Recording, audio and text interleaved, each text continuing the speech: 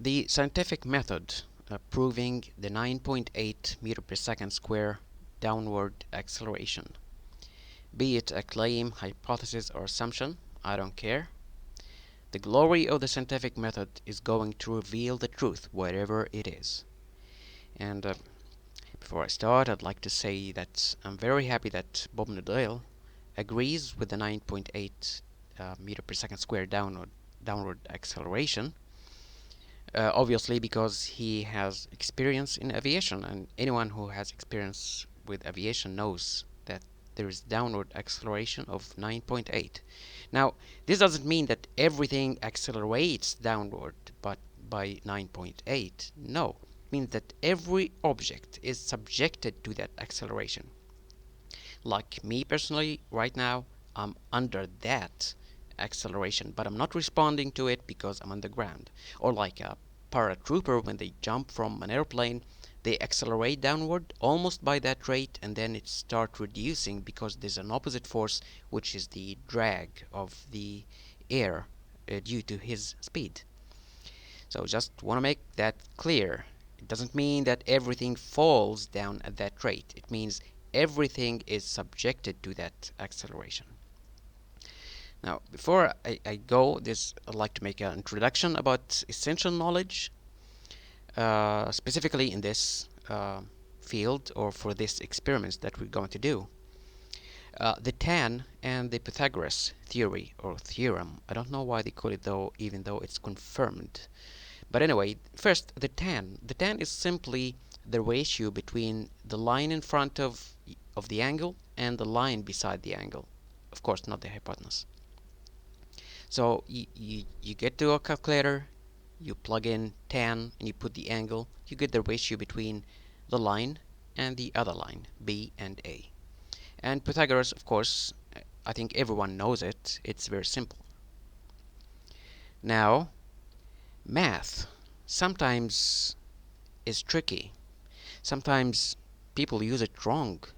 So I brought in this example which some people know where it goes. You have an airplane that's 50 meters long and weighs 80 tons. Then let's say you bring a science fiction gun that makes it shrink into 25 meters length. What's the weight of that shrinked plane? Well, if you say we divide the new length by the old length, so here comes in the math. 25 divide 50, that's half, so the new plane would be 40 tons. Well, if you did that, then you're absolutely wrong, because you ignored the fact that this plane shrank in length, width, and height. So it shrank 2 by 2 by 2, that is 8. And so the weight of the smaller plane would be 10 tons.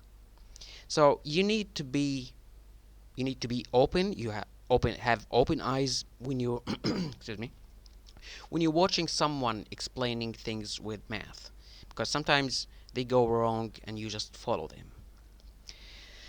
So here we start the experiment. First, the introduction. I'd like to say, let's say we have 2 kilograms of weight dangling on a wire from the ceiling. The tension on the wire will be simply 2 kilograms. Or if you want to say it in Newton, would be around 20 Newton. Now let's bring in another horizontal force. The horizontal force, as you can see, there's a pulley that is it tends to work on the vertical wire, and that pulley, that horizontal wire is on another pulley, and there's excuse me, at the end there's another 2 kilograms. So how would that look like if we let them free? This is how it's going to look like. We have a vertical force and an equal horizontal force. And so you'd get an angle, that's the vector, and the magnitude of a tension in this wire here. So this angle we can calculate it by inverse tan, dividing the horizontal tension by the vertical tension. So 2 divide 2, that's 1. Inverse tan of 1 is 45 degrees. Now let's take it a step further, like this. Let's say that we don't know that this is 2 kilograms. We have only 2 kilograms here, so we know that the horizontal force is 2 kilograms, and we measure the net force as 2.82. So from Pythagoras we can conclude that the vertical is 2. So as you see here, this is the thing that we want to inspect, this vertical thing. So I come up with this triangle of the scientific method. We have here the hypothesis of the 9.8, and we have independent variable that we can change. And the result of changing this independent variable with this hypothesis is the dependent variable that's going to change in magnitude and vector. And this dependent variable, if it changes according to what we're calculating, then we are on the right path. So how do we get independent variable of acceleration? How do we wiggle it? How do we create it in first place? So you can get a car or a van and conduct your experiment in it.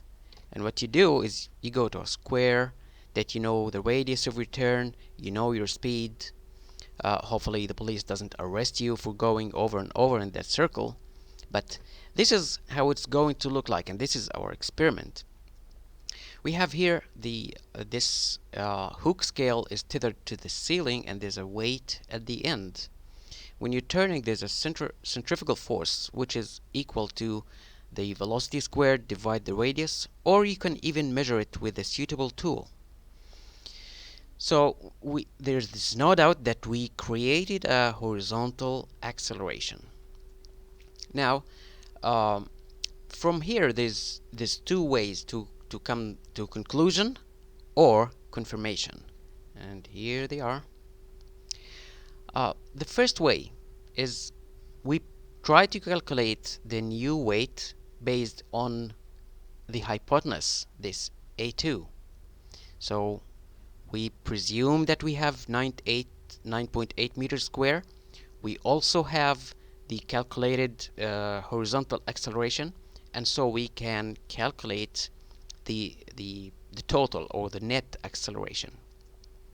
And the weight, the new weight, would be the new acceleration divide 9.8, of course multiplied by the original weight. Now if we did that and we find that this is what's really registered on the scale, then yes, it's 9.8. There's another way that I like it personally more than this. I presume that I don't know the downward acceleration, and from the tan I just divide the centrifugal acceleration, the horizontal one, by tan of this angle. That of course we have to measure it, and so it will get 9.8 meters square. Now at this point I know, and I'm almost sure that some people are saying, you're just giving us complicated math and words. Well, no, every one of us experience these things even if we don't know. How do you think they put the tilt angle of a turning road this way? Arbitrarily?